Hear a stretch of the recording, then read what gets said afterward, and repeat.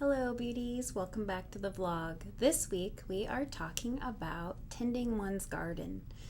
You know, in our company, when we talk with clients about technology, one of the things that is really fun about technology, but also can be a little bit frustrating for people, is that you're never really done with it, right? Your website, you don't build it once and then leave it forever. Some people do. That's not the right way to approach it.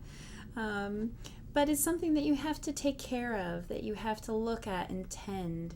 And that the more you do to it, typically, the better it grows, the more it brings back to you.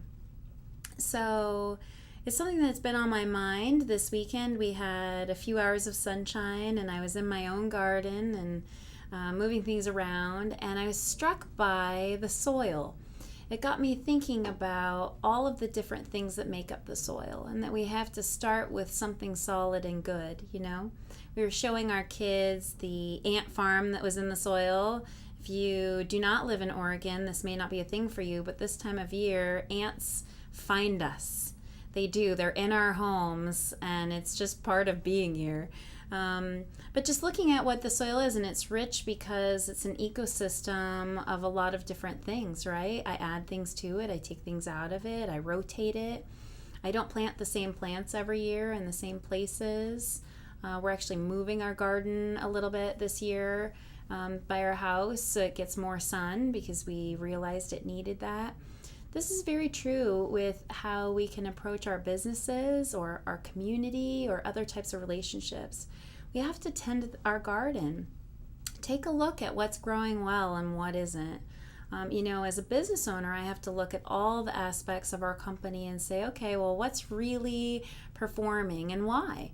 Is it because it gets all the sunlight? Is it because that's where our attention is and that's what we look at? Or is it because it's what's really performing? And if I gave the same attention to everything in the garden, would it all grow the same way? You know, it's all questions that we ask ourselves being in business. But how do you apply that to your life? How do you think, and how are you consistent with that? One of the challenges I have with gardening is that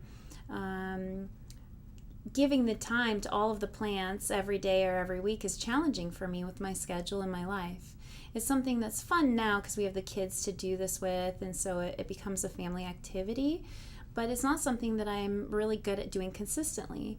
And I typically kill houseplants.